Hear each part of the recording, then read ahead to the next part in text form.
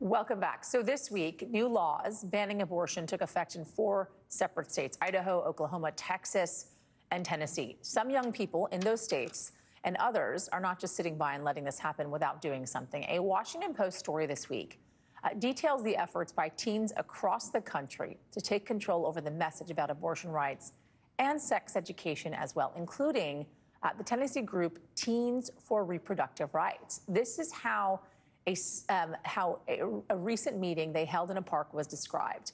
Behind them, on a folding table, bouquets of pamphlets offered information teachers at school would never share on the difference between medical and surgical abortions and how to get them.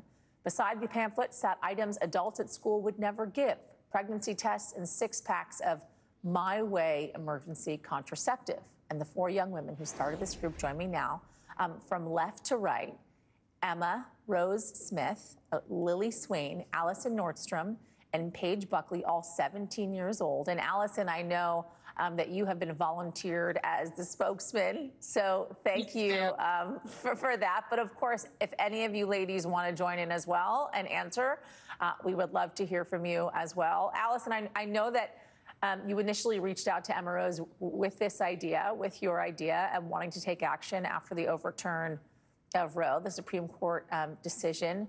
Why? Well, I knew Emma Rose had some experience in activism in the past, and I knew that I just really wanted to connect with girls who had the same drive to get things done that I did. I want to read a little bit for folks about how this Washington Post article kind of describes the type of education you girls have been getting up until now when it comes to sex education specifically.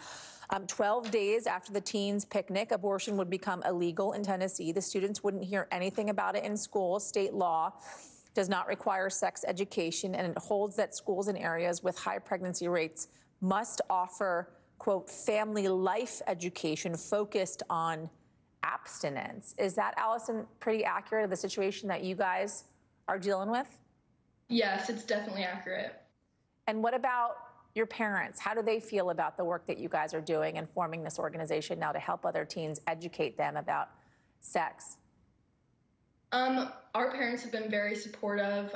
They've been very helpful and really helped us out with this and given us all the support they could. What do you want to hear in school, Allison? How do you want things to change in school, especially when it comes to sex education? I want them to focus on things other than abstinence, because obviously that's proven that focusing on abstinence isn't just going to stop people from having sex. And I also think that we all want the shame to be taken out of it. Sex education and sex should not be something that's shameful, and the focus seems to be on shame, and that should not be it at all. It's interesting, right? Because you guys aren't necessarily getting the sex education that you want in your schools, and so I'm sure so much of it has fallen on the shoulders of your parents to talk to you about it. I'm wondering if, Allison, I'll start with you, and maybe the other girls will chime in as well, is that where you've been learning your sex education up until now, and of course what took place in the Supreme Court, hearing from them, learning from them? Yeah, so for me at least, I learned most of my sex education through my parents, as well as my church, which gave us the actual facts and different methods on contraception.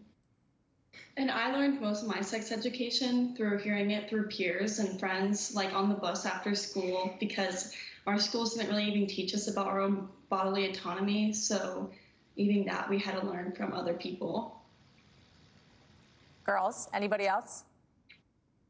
I learned on the bus after school as well. We learned together. A little group time. Yeah. I learned a lot from my family and my parents. So I'm wondering, Allison, if you feel as if this is going to help create change at your school going forward. I definitely think it's going to help create change. We've gotten so much support and love from people all over the country, honestly, of people who want to help support us, and as well as teens both at our school and across Tennessee who agree with us. And I think that what we really want to do is give teens a voice because they want to be heard, and I really think that this is definitely going to provoke change. What type of turnout, Allison, have you been seeing from your friends, from other girls in the community? Are you getting help and kind of support from guys in the community as well? Yeah, at our picnic, we had both women and men come, teens, to help support us from all over Williamson County. We've had people reach out through our Instagram saying that they want to help either plan stuff or get involved in our meetings. We've seen our social media grow a whole ton. And even at school, I've had positive messages come from people who say, I love what you're doing. I want to help. I completely agree with you. Are you reaching out to girls, to women at other schools as well, in other parts of your state or the country, hearing from them? Yeah, so we've had a lot of people from all over Tennessee reach out to us and even say that they want to start chapters of Teens for Reproductive Rights across Tennessee. Yeah, and I definitely think that that's something that we want to do. We love the idea of expanding chapters all over Tennessee to just get the word out and gain support. You guys, go ahead, please.